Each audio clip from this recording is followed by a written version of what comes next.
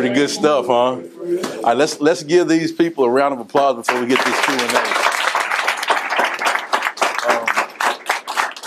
And I want to say this before we dive into the question and answer session. Like all of these people, they have come from far, right, to be here and leaving jobs and all of that stuff to be here to pour into you today, okay?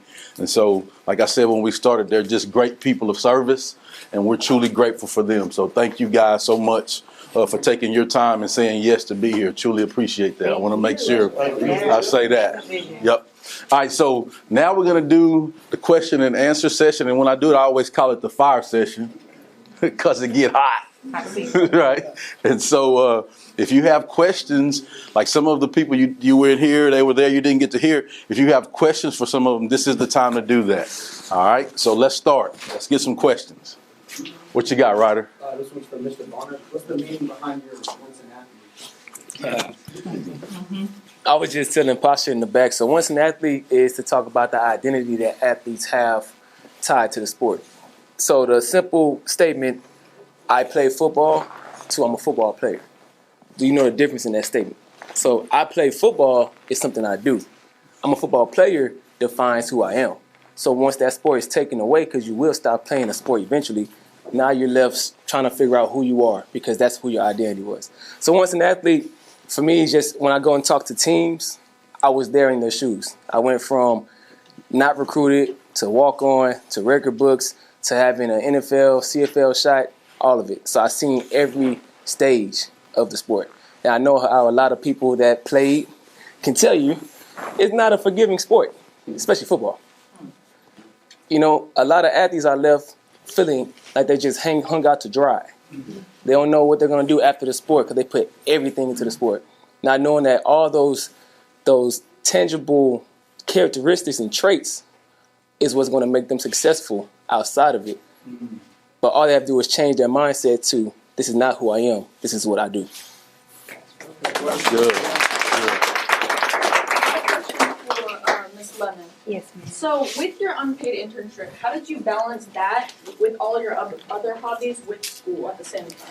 Ooh, that's a beautiful question because it definitely took a lot of balance. And at the time I was in high school, and so my priority was graduating high school and finishing. And I failed to mention I was also class president and editor of the yearbook and all these other things. But I kept my eyes on the prize, right? And I was also very transparent with those who had leadership roles, who oversaw my leadership roles. So if that means I need to talk to my teacher and say, hey, I'm not going to be able to make it to this event, or I'm not going to be able to do this, and not feel guilty about it. And honestly, that prepared me for life, because right now I'm balancing 50 million things at once, and I think all of us adults do that. But keep your eye on the prize, prioritize, and don't be afraid to say, okay, these are extracurricular activities. I may or may not be able to do it in this capacity, right?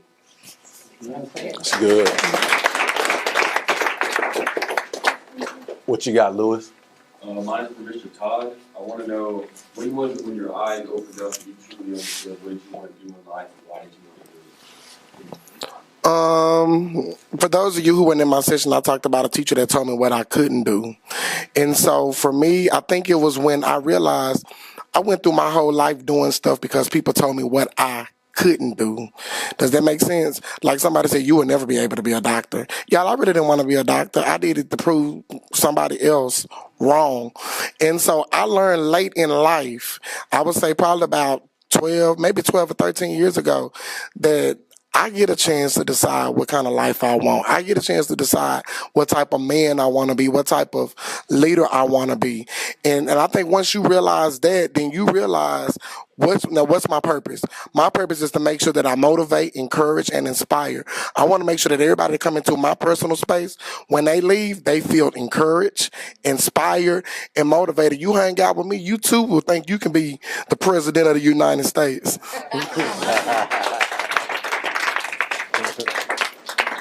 What you got? It's kind of for all of y'all. How does it feel to be like all together? How does it feel to be in front of each other? That's good. Like knowing, I'll go since I got the mic first. But there's a saying that says iron sharpens iron. For me, this is like church. It's healthy. It's healthy to be around people that are like-minded and also people that you can grow from. I don't want to, sometimes I like to sit and I like to get and I like to absorb. I'm good friends with Chip. So because I'm good friends with Chip, they don't even know it, but I'm good friends with them too. And so I see a lot of their content. And so when I see them, I'm like, I'm your fan. But it's healthy. It's like church. I've been revived. And so that's my take on it. I'll jump in there while you pass the mic, but I'll tell this funny. So in the sessions, like the speakers that were in here were sitting in the back and paying attention. And then when we got to the end, we did some questions. And the speakers were asking questions. To the speakers. Yeah, to the speakers.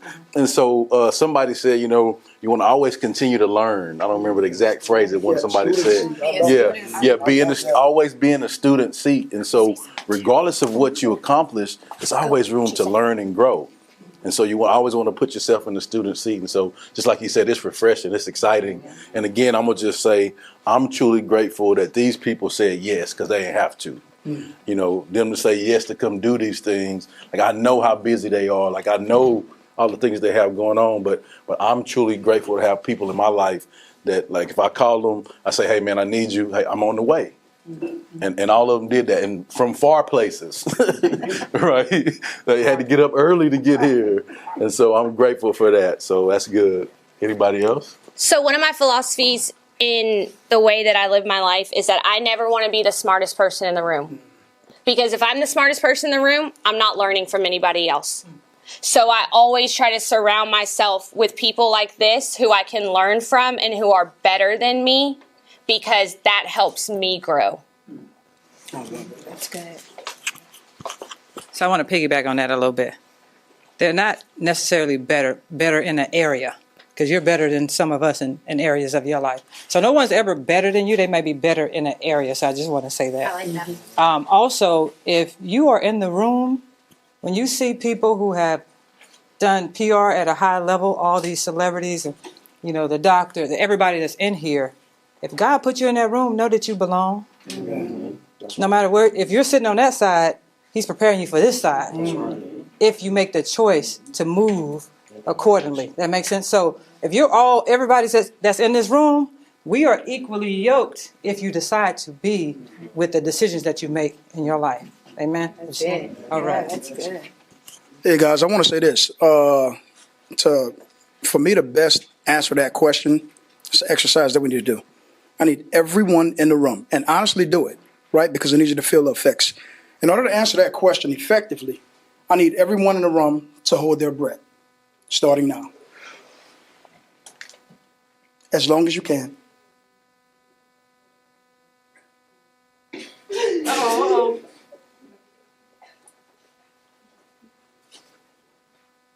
Raise your hand when you're done. Don't cheat. We got some swimmers. Don't cheat. Hey, swim. Don't cheat. Let it go. Let it go. Raise your hand up high. And keep your hand up. Keep your hand up. Let it come, Ted. He said, be careful. Wow. Anybody pass out? Keep your hand up. Don't cheat, guys. Okay, is that everyone? Everyone hand is up? We have two more guys? Okay. That's everyone? That's everyone? Someone else still? Who? I think they breathe. Yeah. All right. All right. So let me ask you this. How did that feel? How did that feel when you first took the breath? You felt confident that you can hold it for a while, right? And then you start feeling that desperation, right? And then a hand went up. When your hand went up, what did you do at that moment? You took a... This is all my deep breaths. Right here. Right here.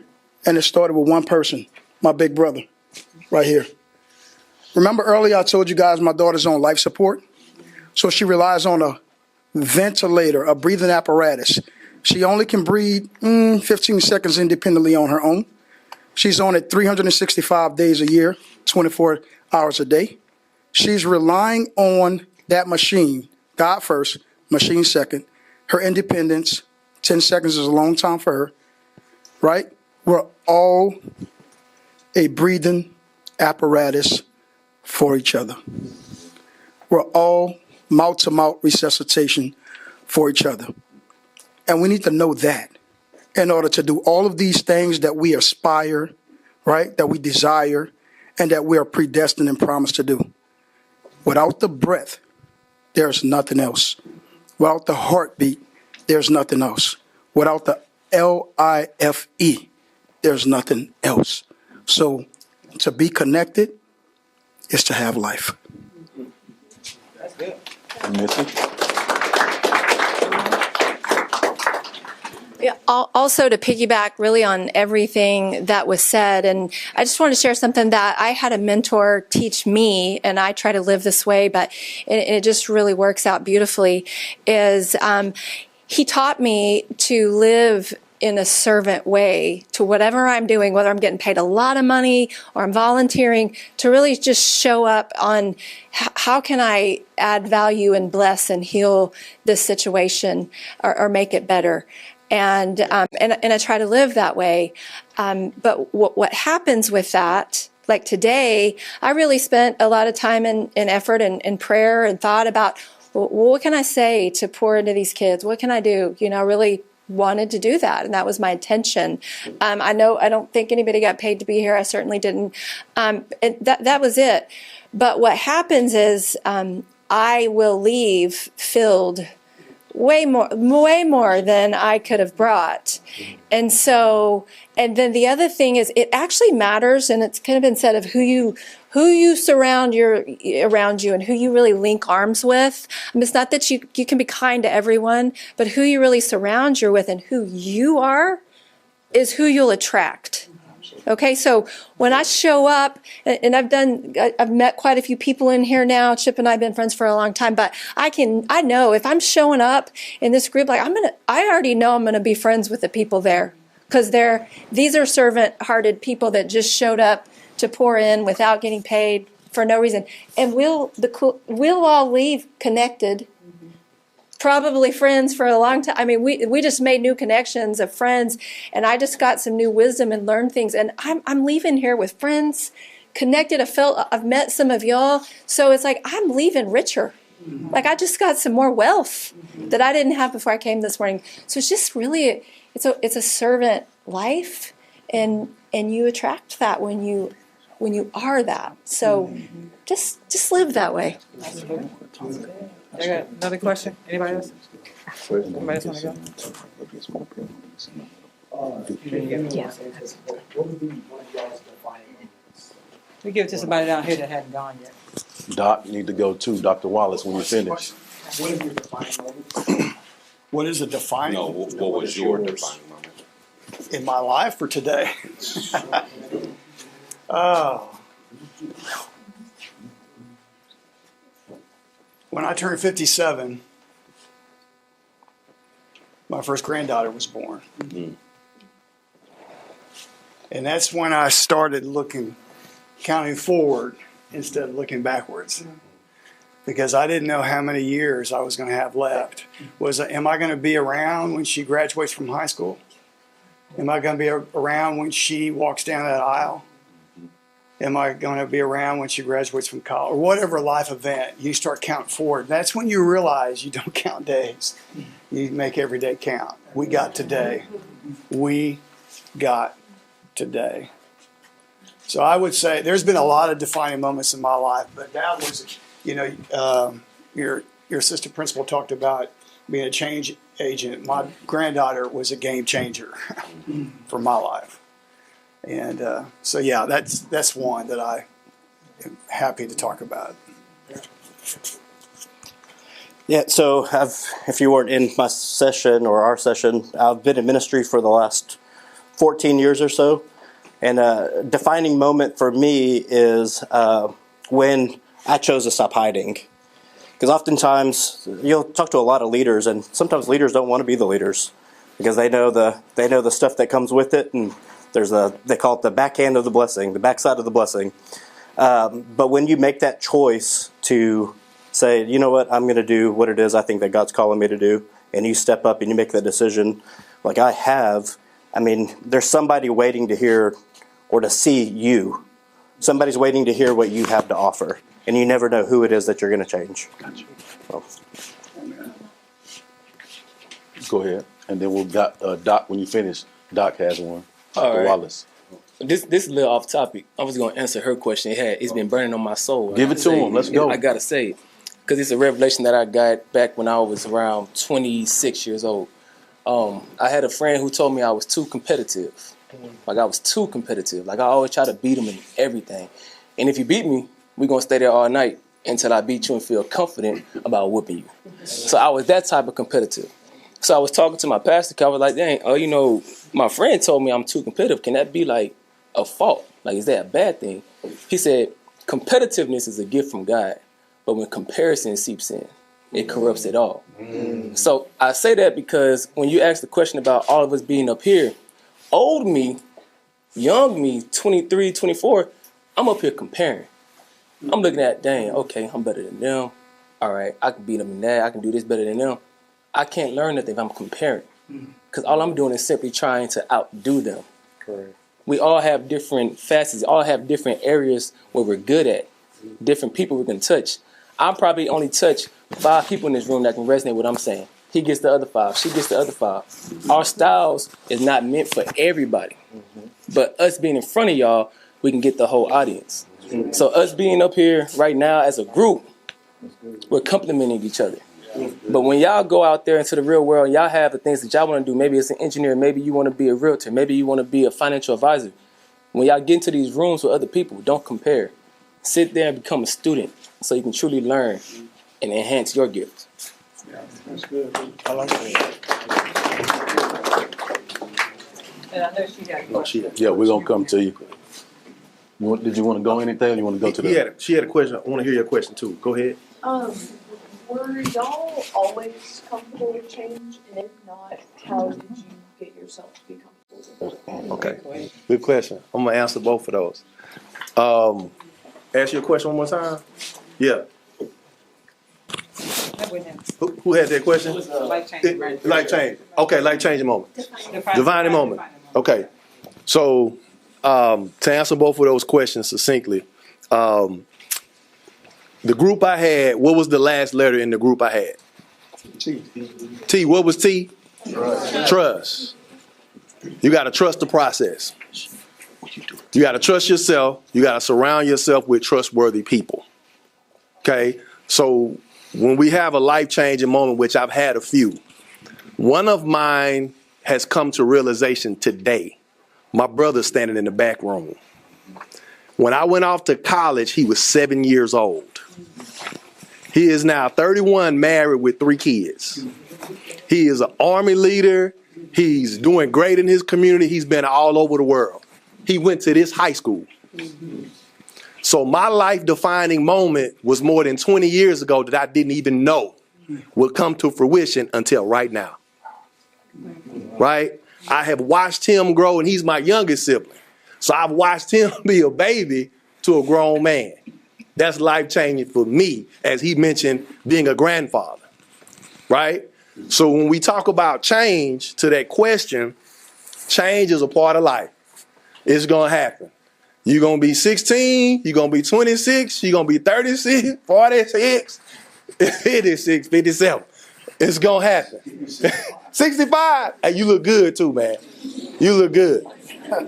It's going to happen. A young man challenged me in basketball the other day, and I was like, hey, man, you got it. You got it. It's gone. Change is going to happen. But as you go through change and as you accept the different phases of your life, you've heard most of the speakers say continue learning, continue being a student, right? As a college educator, I've consistently learned myself. I went back to school when I didn't have to go back. I wanted to go back because I had to continue to equip myself to better serve you, right? So this is my life work. This is my passion. Change is a part of life. But if you trust the process, you surround yourself with trustworthy people, and you trust your strategy to execute, you can be the what? The best version of yourself. That's good. That's good. Did she ask her question, the young lady? Yeah, it's about change, right? Okay. All right. Ask your question again, one more time. Were you always comfortable with change, and if not, how did you get to that point? I think that you never get quite comfortable with it. So yes and no. You get comfortable that change is going to happen. Now, depending on the change, you're going to have a reaction, a response to it, right? And so as you continue to work on yourself and understand how to respond and not react to life's change, then you learn to accept change. Because the thing is, you want change in your life, because if there's no change, there's no growth. So where are you going? Around the circle, like around the same? So you want change, so accept that change is going to come. Also know that if a change is coming that you feel like is not quite what you want, sit for a second. Because you may want something that you don't need. You may want something that somebody else convinced you that you should have. But God may be placing what's in front of you, what you actually need for what you ask for. So anytime change happens in your life, this is what I want you to do. If you are a praying person, or if you're someone that journals or like speaks it out and believe in manifestation, pay attention to what you ask for.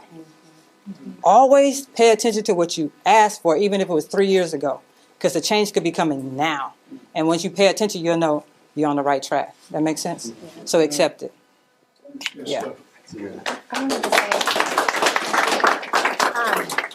I just wanted to speak a little bit to that, and also a couple of things. And both of you guys, but really everybody kind of mentioned some version of this that I heard talk, is like, especially you two talked about things that they were trying to do or go for or accomplish, or a goal that didn't work out. And in both, especially these two cases, what did work out was way bigger and better. Mm-hmm. So kind of trust that happens when you let that voice, the third voice of God, talk to you.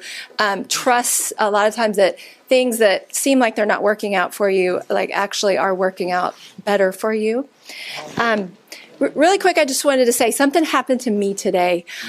And I'll just really quickly tell you that so I'm in my 5.4 version of my life. So, I've had some decades. And so I know now that change is possible. A gentleman that was here as a guest today came up and asked me, "Are you Ben's sister?" And I said, "Yeah, I am Ben's sister." I said, "How do you know?" He goes, "Well, I've heard him speak and I've met him and we're friends now." That's my brother Ben, who served a lot of years in prison. He was an addict, and it looked like that was going to be the rest of his life. We didn't talk for a lot of years because he lived a very unhealthy life, but he decided in prison to change. And he has. And I've been talking for a long time, a lot of years I've been speaking, but now I get asked, "Are you Ben's sister?" Instead of him asking, "Are you Missy's sister?" So my brother went from in prison and looked like that's where he likely might die or live the rest of his life, to now I get asked if I'm his sister. To really know that where you are doesn't have to be where you stay, ever.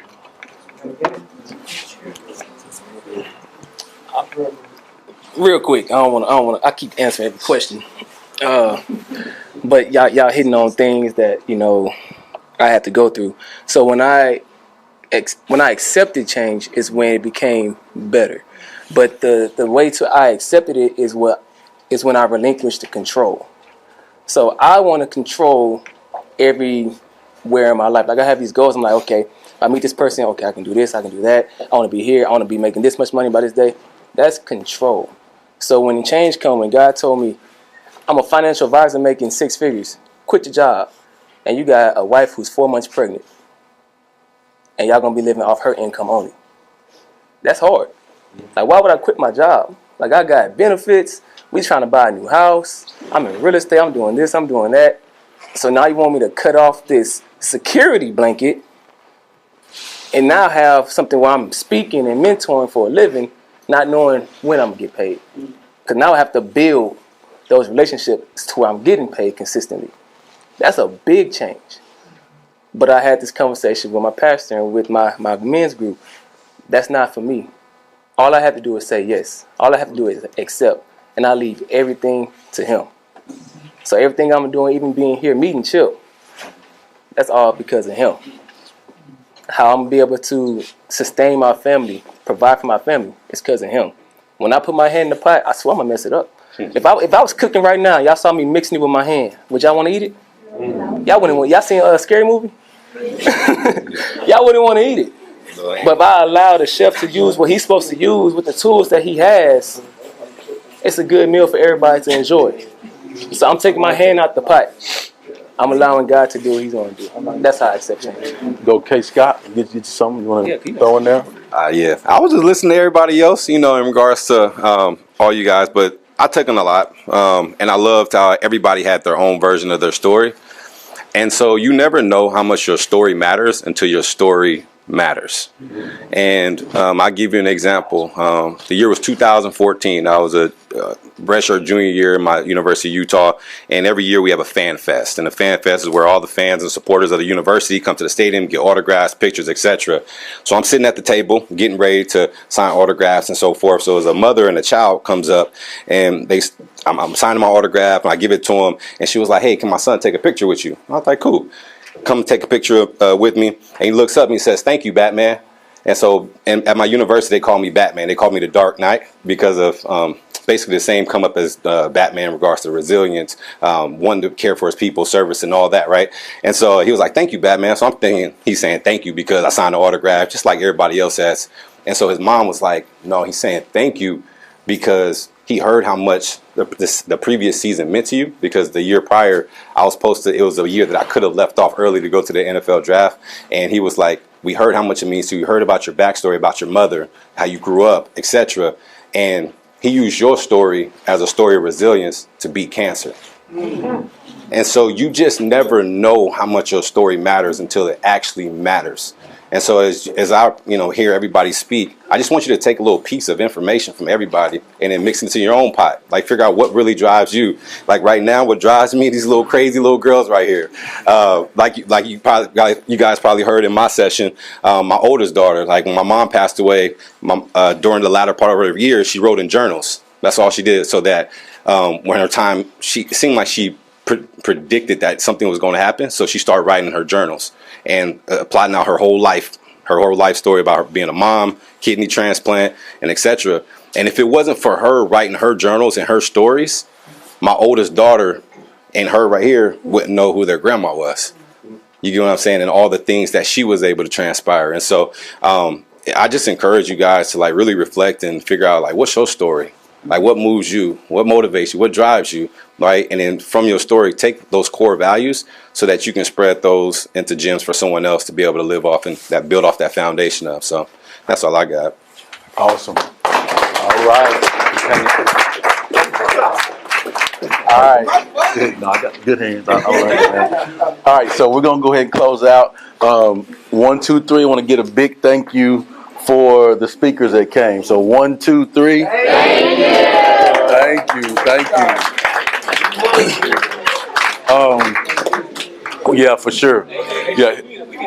Oh, it's coming. It's coming. It's coming. It's coming. You want to go back there and record? It's coming. All right. So want to make sure we say thank you to our principals again, Mr. Drain, Dr. Scott, for all of the effort and energy to put into it to make this possible. Truly appreciate it. It's been a great day. It's been great for y'all. Yes, sir. I think you got some stuff from it. All right. And one other thing we'll do before we leave, those of you that know me know my thing is go get it, right? I believe that no significant success is just going to come to you. You got to go get it and make it happen. Right? You got to go get it. And so we're gonna have a little fun. Can y'all get loud for me? A little bit? Okay. So I'll count 1, 2, 3, and we'll do a real loud go get it. Can we do that? All right, here we go. 1, 2, 3. Go get it! Go get it. All right. Hey, what I